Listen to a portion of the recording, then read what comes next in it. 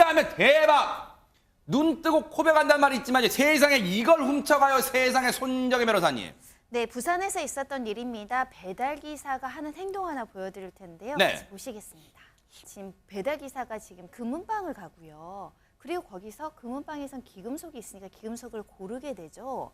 그리고 여러 가지 이제 착용도 해보고 목걸이도 착용을 해보는데요. 네. 자연스러운 모습입니다. 이것저것 뭐 신나게 고르기도 하고요. 네. 그럼 고른 다음엔 뭘 해야 되냐면 카드 결제로 고른 물건에 대한 대금을 지불해야 되잖아요. 그런데 문제는 이 카드가 네. 문제였습니다. 아하. 아까 배달 음식 카드 결제 받고 왔잖아요. 네. 바로 그 손님들의 카드였던 겁니다. 아니, 앞서 잠깐이지만 이 뭔가 배달 일을 마치고 엘리베이터를 탔을 때 뭔가 카드를 뭐 만지작하는 모습, 그 모습은 봤습니다. 그 이후의 그림은 금은방 가게잖아요. 근데 저 카드가 손님 카드라는 게 대체 대관절 이해가 안 되는데 대체 어떻게 된 거 훔친 거예요, 그러면? 훔치긴 훔친 거죠. 근데 카드 자체를 훔친 건 아니에요. 어머. 무슨 말씀인지 무슨 말이에요, 그게? 이해가 잘 안 가시죠? 네. 이제 영상을 보시면서 소개를 드릴 텐데 아하, 네. 그 손에 들려 배달 기사의 손에 들려 있는 카드 결제기 요거를 조금 주목해서 봐주시기 바랍니다. 네. 배달 음식을 들고 엘리베이터에 탄 배달 기사 카드 결제기 같은 거를 지금 꺼내서 들여다보고 있는데요.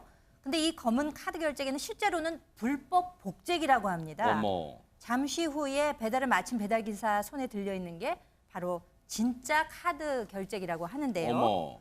불법 복제기를 통해서 손님에게 받은 카드를 바로 복제를 하는 거죠. 그래서 정보를 빼낸다는 것입니다. 아니, 이거는 우리 집에서 배달시켜서 현관에서 바로 코앞에서 그 배달 기사분 앞에서 결제하신 분들 많으시죠?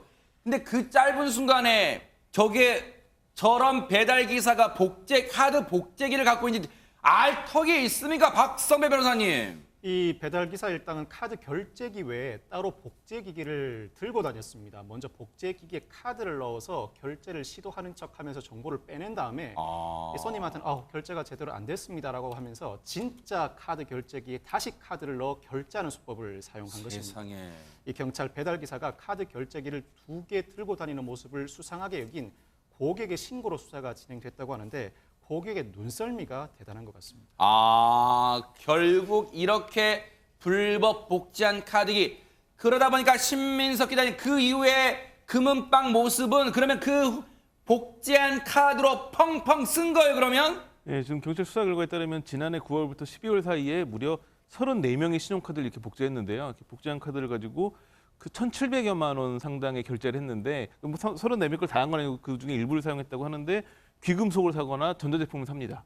근데 이들이 귀금속이나 전자제품을 갖고 싶었던 건 아니고 이걸 다시 현금으로 바꿔가지고 사용하는데 굉장히 중요한 용도로 쓸 돈이었더라고요.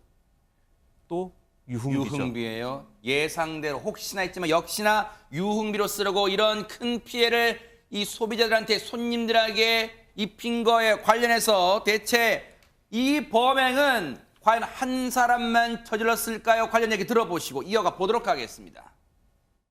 주범들은 모두 20대 초반으로 배달 대행 일을 하며 알게 되어 사전에 총책, 중간관리책, 위조책, 전달책 등 역할을 분담하여 치밀하게 범행을 계획하고 실행하였습니다.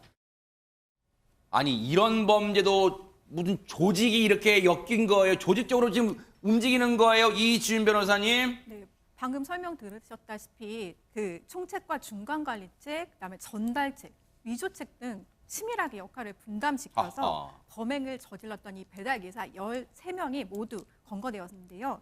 특히 범행 주도자 4명은 고객 신용카드를 복제해서 돈을 빼돌린 혐의로 여신전문금융업법 위반으로 구속되었고요. 네. 가담자 9명은 불구속 입건된 상태입니다. 혹시 박성배 변호사님 그 경찰 현직 계실 때 네.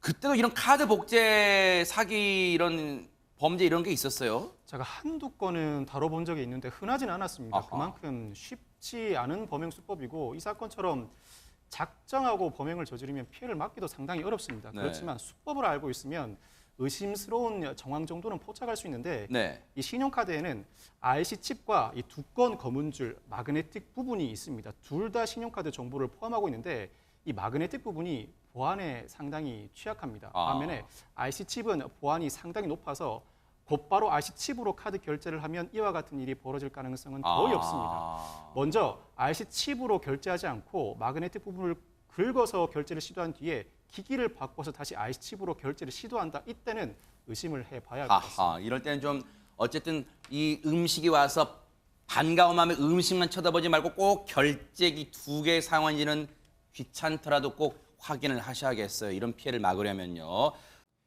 보고 계십니까? 대박 사건. 네, 안녕하십니까? 김명준입니다. 여러분과 함께하는 뉴스파이터.